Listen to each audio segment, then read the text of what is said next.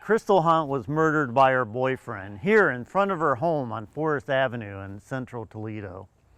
And in July of this year, Crystal was charged with a first-degree misdemeanor for allowing her home to fall into disrepair.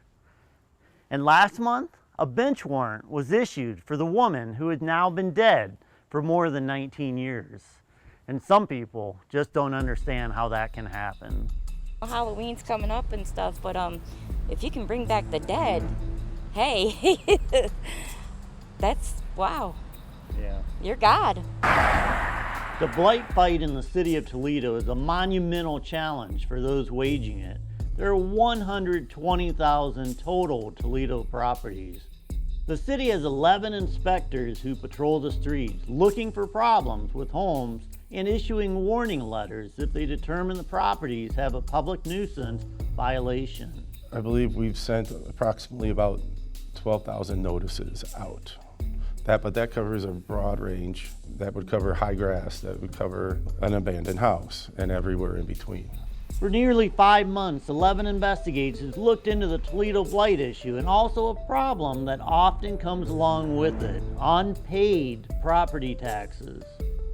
More than 3,000 residents or former residents, including Crystal Hunt, owe the city $50 million in unpaid property taxes. What could you do with $50 million? Oh my goodness.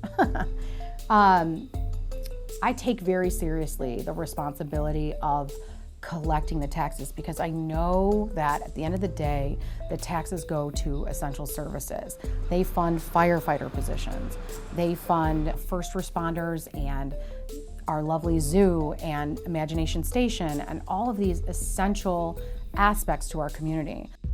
And on that delinquency list, 497 residents will never pay because they're dead. But despite this, the city is still devoting resources to prosecuting the dead. 58 of those who are dead and owe taxes have also been charged in court long after their death for having a nuisance property. We utilize public records as our main source of being able to verify who that property owner would be. And public records don't always indicate who that next of kin would be. But in Crystal Hunt's case, a public records search clearly shows that she died in 2003, and a further search shows several kin, including their phone numbers. And a simple Google search pulls up several articles related to her murder. Her sister would not go on camera, but she met us at Crystal's home, saying that for a time she tried to care for that home. Now it sits abandoned. The court summons still in the mailbox. Several streets over, Ramona Collins wonders how it can happen. Somebody's not on their job as strong as they need to be. They need to follow up on this stuff and make sure the information, I mean, I'm sure we can all make mistakes, especially with paperwork and stuff. But if someone's been dead for 19 years and you're still messing with them, how come you don't know they're dead? In another case, Winona Thomas's home on Potter Street sits empty. She died in 2014. And 2 months ago, a bench warrant was issued for her arrest for not appearing in court. Impacts the value. Diggins has been in his commissioner's role for just 6 months and has aggressively addressed the blight issue. Now with that has come a learning period, he told us. Does it surprise you when I tell you that there's a woman who was murdered 19 years ago and she was just charged 6 months ago with first-degree misdemeanor? I can't say that, I mean, I would hope that that wouldn't happen, but at the same time, I can see where one name may be able to, fall through the cracks with regards to us not being able to follow up on it. The issue points to the enormity of the challenge faced by city and county officials in addressing blight. Sometimes property owners just don't care about being taken to court, according to Molnar. They might not respond to city warnings, and sometimes they're dead. Whatever the reason, the whole neighborhood suffers, and there are no easy answers.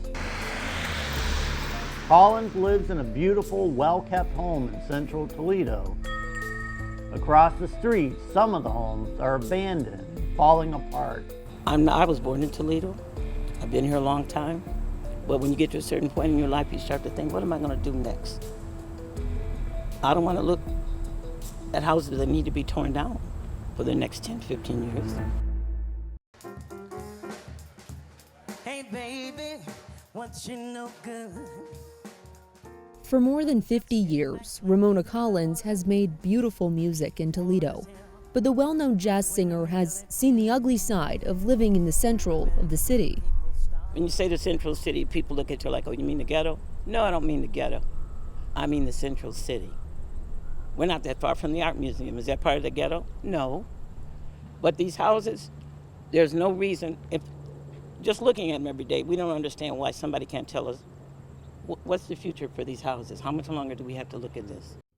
As she talks, she points to a row of rundown houses on Belmont Avenue. Directly across the street, a hole is punched in the basement of a home, and the roof is collapsing. Since June, 11 Investigates has looked at records related to blight and delinquent real estate taxes in the city. The home across the street is a prime example of the problem. No property taxes have been paid since 2017. The home is in such poor condition that the owner was charged twice in court for having a nuisance property. And that owner is now dead, and the house sits abandoned, generating no revenue for Toledo and dragging down property values. The home of Collins and others on her side of the street are outliers in the neighborhood, well kept, clean, and beautiful. When you guys have beautiful houses, and if you ever wanted to sell your house and move to Arizona, how difficult would it be to try to sell your house? It would be impossible. It would be impossible. It's a problem well understood by James Molnar, the city's director of building and code compliance. Ultimately, what's got to happen after that? The buyer has to go and get their appraisal done by the bank, and the bank has to approve that loan. I would say any appraiser is going to set that value lower than it would if it had a perfectly nice house to it, next to it. His department has sent out 12,000 letters already this year, warning owners to clean up their homes. Casey Diggins, supervisor of code compliance, says the goal is communication between the owners of blighted homes and the city. Numerous community resources are available to help fix the issue. I don't think anyone knows the totality of the pandemic, but in terms of just considering how families have been affected, we are most definitely working from a viewpoint of having empathy and having to the desire to understand what individuals are experiencing in their own private lives.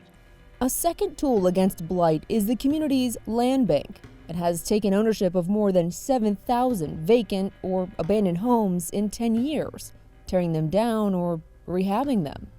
The land bank was created in order to tackle the problem of vacant and abandoned properties. Before the land bank existed, or land banks existed in Ohio, county treasurers struggled. Exactly the type of intervention Collins is looking for on Belmont Avenue. We don't understand why somebody can't tell us what's the future for these houses. How much longer do we have to look at this? When asking about the property, Mann said the city has applied for funding to demolish the structure.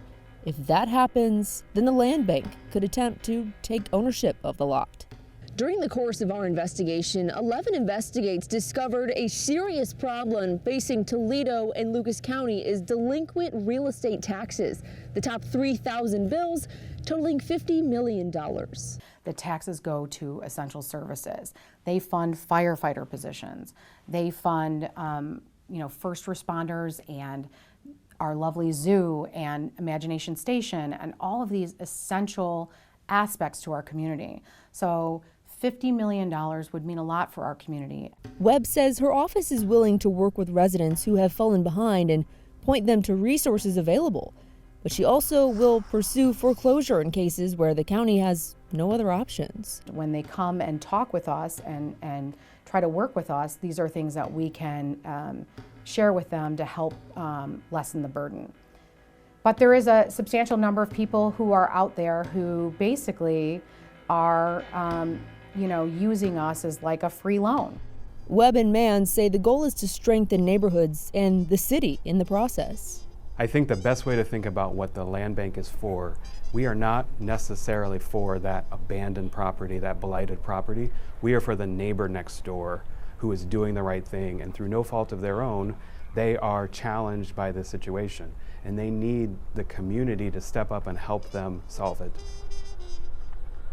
So far this week, we've looked at the problem, blight and delinquent taxes. Tomorrow night, we look at the solution, and it might come from Columbus. Reporting in studio, Kaylee Marentet, WTOL 11.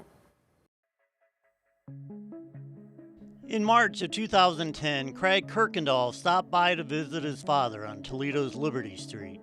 It was a chance to catch up. Instead, he found his father dead in a chair. I was the one that found him. And it was really traumatic. He was my best friend, not just my dad. He did not want to lose the memories. He decided to keep his childhood home. I wanted to have this house to cling to. And then eventually I might be able to sell it or something like that. It was the start of a financial nightmare. Home bills, including for property taxes, began piling up. Craig's home is part of the 11% of Lucas County properties that are delinquent. By comparison, Fulton County's rate is less than 1%. The top 3,000 delinquent properties in Toledo account for more than $50 million in taxes owed. Unpaid money that could pay for additional first responders for the city. Our staff numbers are... It's a challenge for County Treasurer Lindsay Webb. At times, she pursues foreclosure. Other properties are candidates for purchase by the land bank, but many times, payment plan or community aid is the answer. Everyone knows that poverty is an issue in Toledo. 25% of the families in Toledo live in poverty, and some of those people are homeowners. And so my office does absolutely everything that we can do to work with those people and get them on payment plans. But the issue doesn't just involve the poor. We discovered properties owned by LLCs and wealthy landlords are also delinquent. In an advertisement, Babbage Properties touts that it buys homes in any condition and then resells them, leases them, or offers them as rentals. It owned 9 properties in the county, with 6 of them being delinquent. A home on Shady Drive, recently sold for $12,000, has a tax bill of more than $6,000. 11 investigators tried to reach the owner at his home, but was unsuccessful. A representative of the company did, however, exchange texts with us, saying that the LLC will be current on taxes within 2 weeks. It currently owes $31,115. That representative said the pandemic prevented some tenants who lost their jobs from making tax payments. Like all businesses, the effects of COVID were significant, and housing providers were no exception to the struggles, but we are working through it. All 6 delinquent Babbage properties went into delinquency well before the start of the pandemic. However, payments of more than $1,000 were made on each property in January. Webb says that some house flippers just simply pass along their tax debt. In Michigan, if you want to sell your property, you have to be current on your property taxes. In Ohio, that is not the case. And so people are shocked. Sometimes people buy properties and then they find out that it has a very sizable tax debt and they're now responsible for it. She says counties need help from the General Assembly. I think that there should be a requirement that property taxes be paid upon the transfer of a deed. So we asked what more could be done, and that led us to Monclova's Derek Marin, who chairs the Ohio House's Ways and Means Committee.